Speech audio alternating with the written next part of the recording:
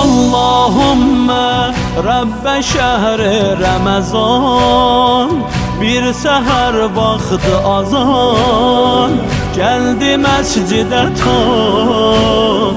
sübh namazı kılar. Zerbet aldı eli, rahat oldu beli. Kalır yolda yetimlerin gözü, gülmür uşakların yüzü. Onlar değil ağa bizi, başsız koyup gelir. Daha bitmez bu intizarımız, bir tek o idi yarımız. Mazlum himayedarımız dünyanı terk edir. Ey ehli alem, ağa beni mazlumdur. Ey ehli alem, ağa beni mazlumdur. Ey ehli alem, ağa beni mazlumdur. Ey ehli alem, ağam eli mazlumdur.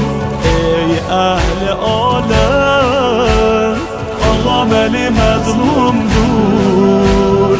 Ey ehli alem, ağam eli mazlumdur.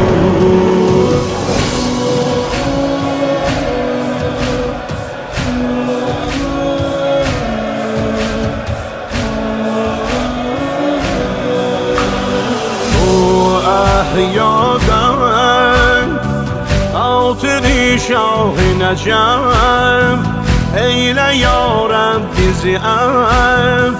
Bak bu ahımıza, her günahımıza, tövbe etme yüzün, yardım eyle bugün.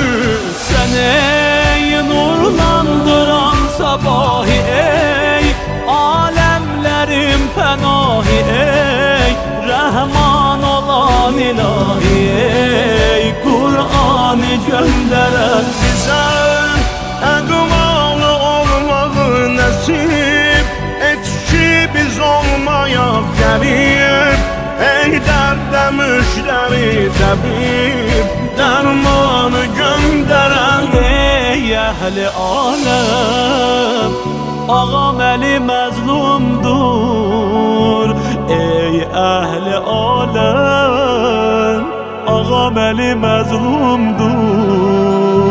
Ey ehli alem, ağam eli mazlumdur. Ey ehli alem, ağa beni mazlumdur. Ey ehli alem, ağa beni mazlumdur. Ey ehli alem, ağa beni mazlumdur. Ey